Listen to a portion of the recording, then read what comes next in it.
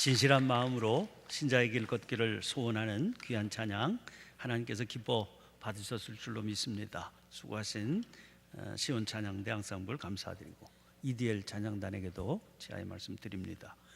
설 연휴가 시작됐습니다. 명절하면 떠오르는 이미지가 고향 가는 길 귀성길이지요.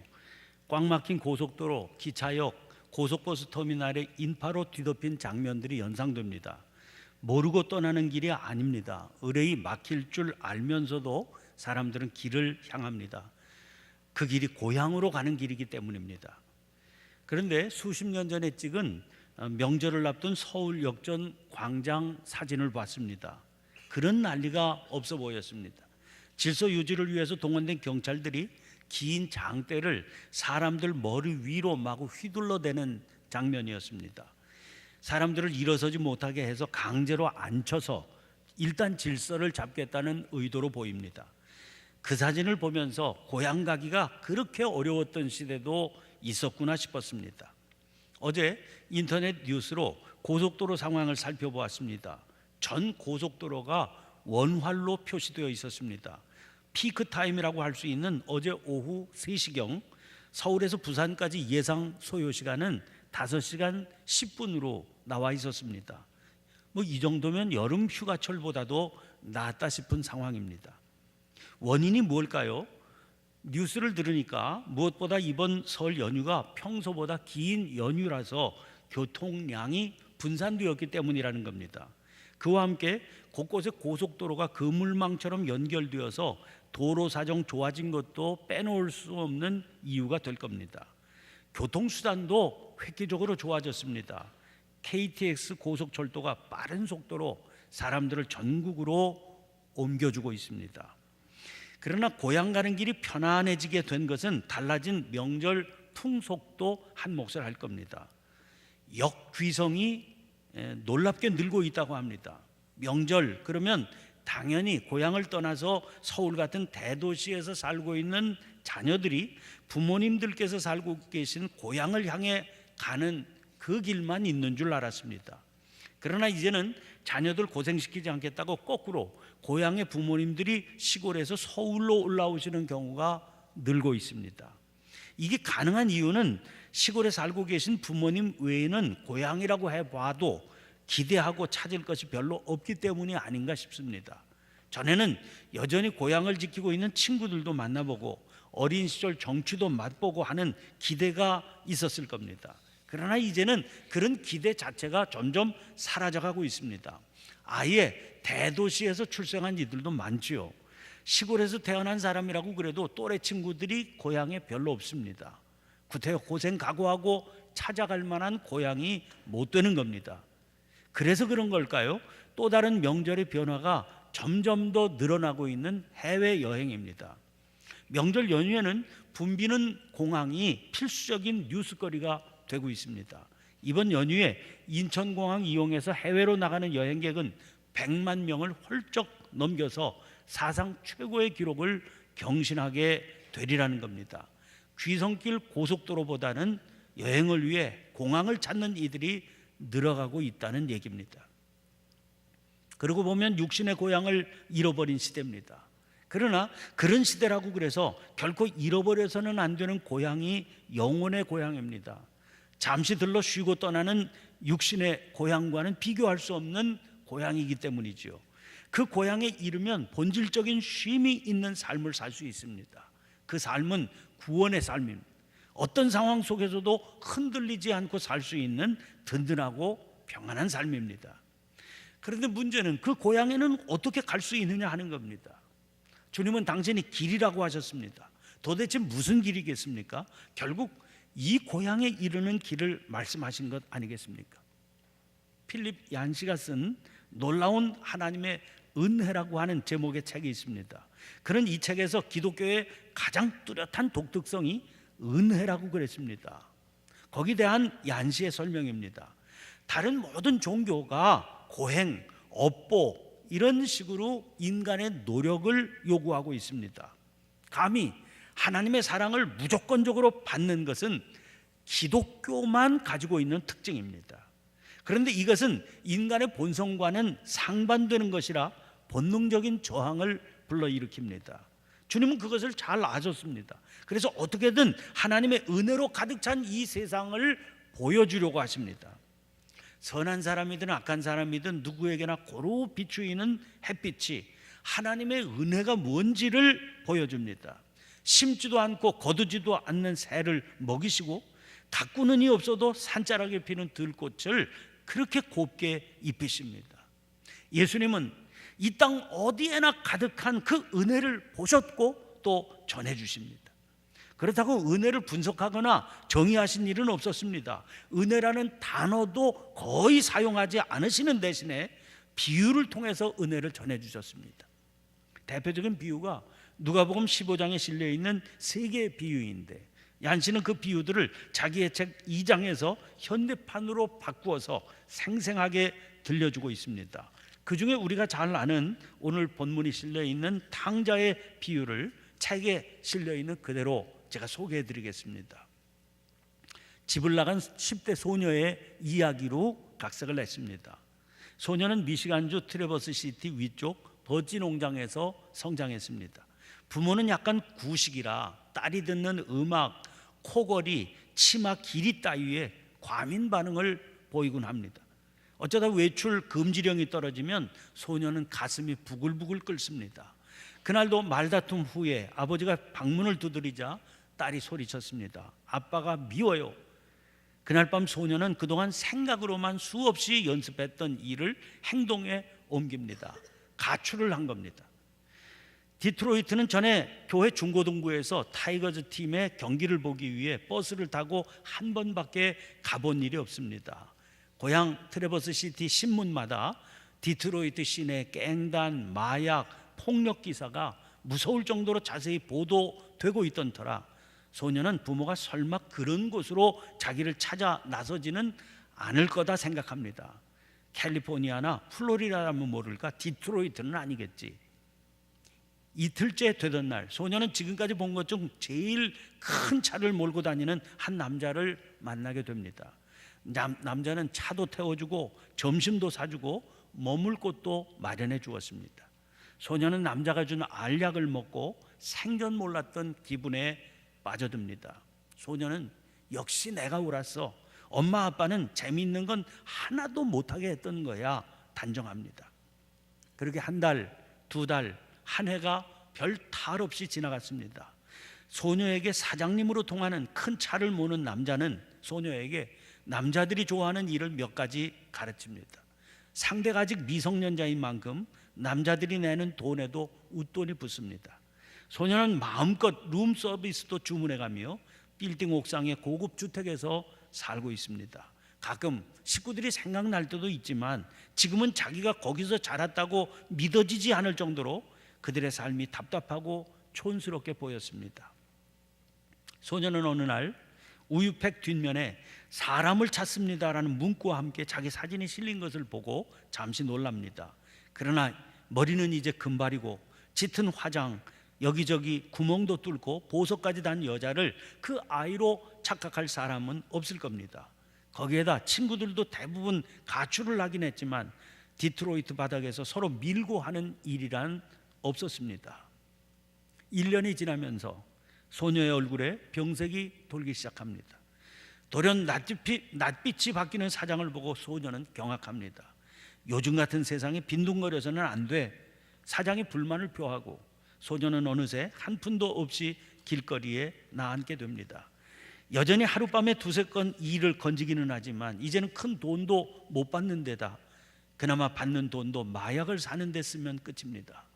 겨울이 오자 소녀는 대형 백화점 밖에 쇠창살에 기대어 잡니다. 그러나 잔다는 것은 틀린 말입니다. 한밤중 디트로이트 시내는 10대 소녀가 경계를 풀 수 있는 곳이 못 됩니다. 어둠이 깔려옵니다.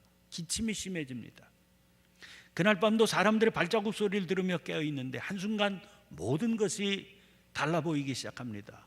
무대의 주인공 같은 기분은 더 이상 간데 없고 춥고 무서운 도시의 길 잃은 아이 같은 심정만 남습니다. 소녀는 훌쩍거리기 시작합니다. 주머니는 비어있는데 배가 고팠습니다. 대책이 필요했습니다. 소녀는 바닥에 웅크리고 코트 위에 신문지까지 덮어쓴 채 떨고 있었습니다. 불현듯 기억이 되살아나며 하나의 영상이 가슴 가득 떠올랐습니다. 천지에 벚꽃이 만발한 5월의 트래버스 시티, 소녀의 황금빛 사냥개가 테니스공을 찾아 벚꽃 흐드러진 나무 숲속을 달리는 그 장면. 하나님, 제가 어쩌다 집을 나왔을까요? 소녀가 혼잣말로 중얼댔습니다. 가슴이 미어지는 것 같았습니다. 우리 집 개도 나보다 잘 먹는데. 소녀는 흐느꼈습니다. 그리고 한순간에 깨닫습니다. 견딜 수 없을 정도로 집에 돌아가고 싶다는 것을. 연거푸 3차례 전화를 걸지만 계속 응답기만 울렸습니다. 처음 2번은 그냥 끊었지만 3번째는 메시지를 남겼습니다. 아빠, 엄마, 저예요. 집에 갈지도 모르겠어요. 집 방향 버스를 타요. 그쪽에 가면 자정쯤 될 거예요. 아빠, 엄마가 없으면 그냥 버스에 앉아 캐나다까지 가겠죠.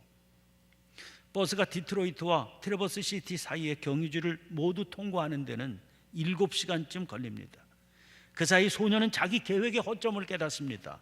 만약 아빠, 엄마가 출타 중이라 메시지를 못 듣는다면 하루 이틀 더 기다린 후 직접 통화를 했어야 하는 것 아니었을까? 설사 집에 계신다 해도 딸 하나 오래전에 죽은 셈 치고 단념하고 계실지도 몰라. 충격을 극복할 시간을 드려야 하는 건데. 이런 염려 중에도 아버지에게 할 말을 준비하느라 소녀의 생각은 어지럽기만 했습니다. 아빠, 죄송해요. 잘못했어요. 아빠 잘못이 아니에요. 아빠, 용서해 주세요. 수없이 되뇌는 말, 연습인데도 벌써 목이 잠겨왔습니다. 남한테 잘못을 빌어본 적이 언제였던가. 버스는 베이시티부터 불을 켜고 달립니다. 바퀴에 숱하게 스쳐 닳아진 도로 위로 작은 눈송이가 흩날리고 아스팔트에서는 뿌옇게 김이 솟아올랐습니다. 고향의 밤은 칠흑같이 어둡다는 것을 그동안 까맣게 잊고 있었습니다. 사슴 한 마리가 쏜살같이 길을 가로지는 바람에 버스가 잠시 출렁였습니다. 길 옆에는 트래버스 시티까지 남은 거리를 알리는 표지판이 나왔다 사라지고 또 나왔다 사라졌습니다. 오 하나님, 버스의 에어브레이크가 쉿 소리를 내며 드디어 터미널 안으로 들어서자 운전사가 쉰 목소리로 안내방송을 했습니다. 정차 시간은 15분입니다. 소녀의 인생을 판가름 낼 운명의 15분. 소녀는 손거울로 얼굴을 살피고 머리를 매만진 뒤 위아래 1호 립스틱을 지원했습니다. 손가락 끝에 담배 얼룩을 보며 부모님이 자기를 알아볼까 잠시 생각해 보았습니다. 물론 나와 계신 경우의 이야기입니다. 앞일을 전혀 모른 채 소녀는 터미널로 들어섰습니다. 5만 가지 상상을 다 해봤지만 정작 눈앞에 펼쳐진 것은 정말 꿈에도 생각하지 못했던 장면이었습니다. 콘크리트 벽에 플라스틱 의자뿐인 미시간주 트래버스 시티 버스 터미널 안에 형제 자매부터 시작해서 삼촌들, 사촌들, 할머니, 증조 할머니, 이모 할머니까지 무려 40명이나 되는 일가 친척이 다 나와 있는 겁니다. 저마다 우스꽝스러운 파티 모자를 쓰고는 요란한 악기를 불면서 터미널 벽은 온통 컴퓨터로 뽑아낸 환영 현수막으로 뒤덮여 있었습니다. 환영 인파 속에서 아빠가 다가오자 소녀는 녹아내리는 수은처럼 눈물이 아른거리는 눈으로 아빠를 보며 외우던 말을 시작했습니다. 아빠, 죄송해요. 아빠가 말을 막았습니다.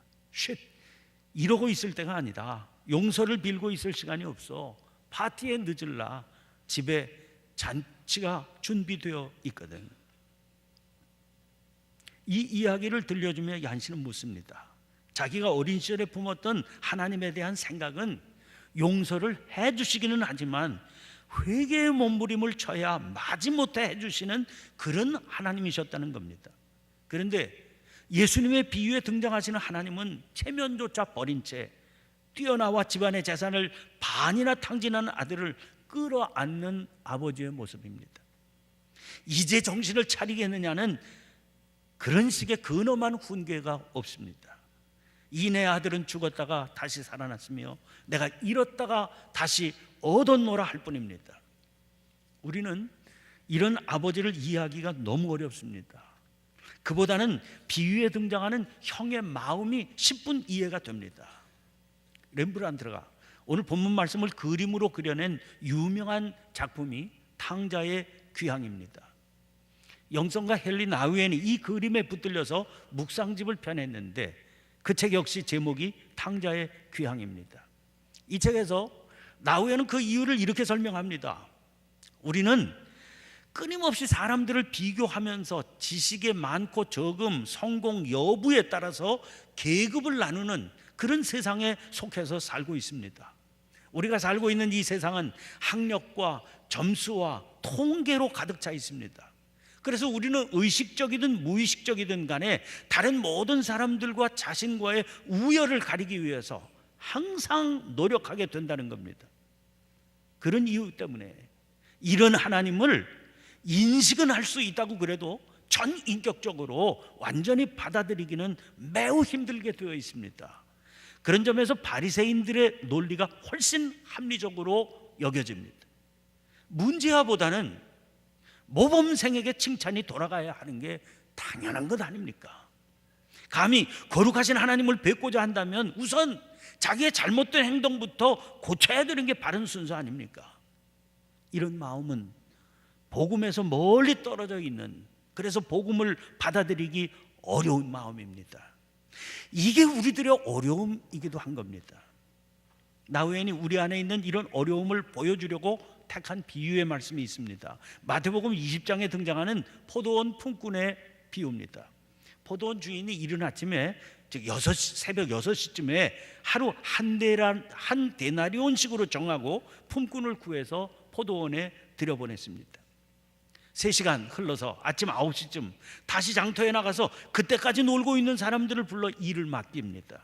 그때는 하루 한 데나리온 이렇게 정하지 않고 그저 상당하게 주리라 하는 약속만 합니다.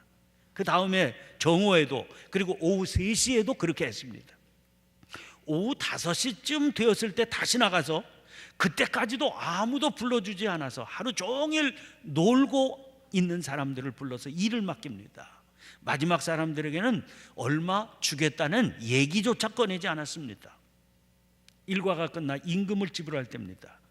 주인은 맨 나중, 그러니까 거의 파장 무렵에 들여보낸 사람들부터 임금을 주었습니다. 다른 사람들이 보니까 한 데나리온씩 주는 겁니다. 먼저 온 사람들에게 기대가 생겼습니다. 저 사람들에게 저렇게 주는 것을 보니까 자기들은 더 받겠거니 하는 기대였지요. 그러나 기대는 깨졌습니다. 똑같이 한 데나리온입니다. 기대는 불만으로, 그리고 주인을 향한 원망으로 바뀌었습니다.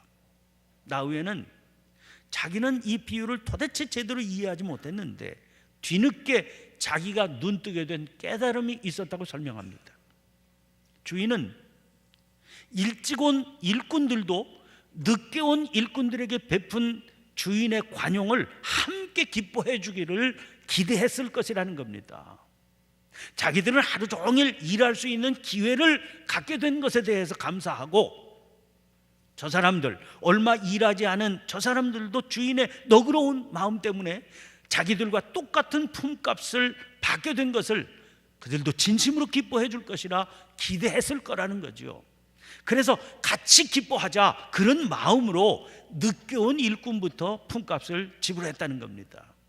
나우엔은 이것이야말로 하나님의 사고방식이다, 그렇게 설명합니다. 그런 깨달음을 얻기까지 자신은 단 한 번도 그런 생각을 가져보지 못했다, 이렇게 실토했습니다. 그리고 이런 깨달음이 있어야 하나님을 알게 되는 겁니다. 그게 우리를 진정한 구원의 삶으로 인도할 겁니다. 사랑하는 성도 여러분, 기다리시는 하나님은 잃었던 자녀 중에 하나가 돌아왔기에 크게 기뻐하십니다. 세상은 여전히 해결되지 않은 문제투성입니다. 고난과 비극 여전하지요. 그러나 나갔던 아들이 돌아왔다는 이 사실 하나만으로 하나님은 여전한 문제투성이의 세상 가운데 크게 기뻐하시는 겁니다. 하나님의 이 마음을 품을 수 있게 하는 것이, 있게 되는 게 영적인 고향에 다다르는 겁니다. 우리가 지금 거기 이르지 못하는 건 무슨 이유 때문이겠습니까? 여전히 우리 스스로의 부족함이나 헤아리고 계시는 것 아닙니까? 주저하지 마시기를 바랍니다. 기다리시는 하나님의 품에 안기시고 그 품의 행복을 누리시기를 바랍니다. 큰아들 같은 마음 역시 마찬가지입니다. 그에게는 아버지에게는 없는 누군가를 판단하고 요구하는 스스로의 기준이 있었습니다. 아버지와 함께 있기는 했지만 아버지의 기쁨이 없는 대신 그것 때문에 오히려 분노만 있었습니다. 그게 그로 하여금 영적인 고향의 평안과 기쁨을 누리지 못하게 만들고 있었습니다. 버리는 만큼 얻게 되고 버리는 만큼 누리게 되는 겁니다. 우리에게 버리게 하시는 주님의 은혜가 필요한 겁니다. 날마다 깨닫게 하시고 버리게 하시는 이 은혜를 구하시며 아버지 품의 행복을 누리시기를 주님의 이름으로 간절히 축원합니다. 기도를 드리겠습니다. 거룩하신 하나님, 아무리 많은 소유로 풍성함을 쌓아간다 하더라도 저희들의 궁핍함을 막을 길이 없습니다. 아무리 기름진 양식으로 배를 불린다 해도 저희들의 굶주림은 그치지 않습니다. 하나님 안에서 누리는 본향의 기쁨 속에 살지 않는 한 세상 어디에서도 평안을 누릴 수는 없습니다. 하나님께서는 저희들을 기다리고 계신다는데 저희들은 그 사실을 선뜻 받아들이기 어려웠습니다. 기다리시는 아버지를 보지 않고 저희들에게는 없는 그 본향에 합당한 삶의 모습만을 저희 안에서 찾았기 때문입니다. 저희의 믿음 없음을 용서하여 주시옵소서. 기다리시며 손 내밀어 안아주시는 주님의 그 품에 안길 수 있는 믿음을 허락해 주시옵소서. 친히 길 되신 예수님 이름으로 기도하옵나이다. 아멘.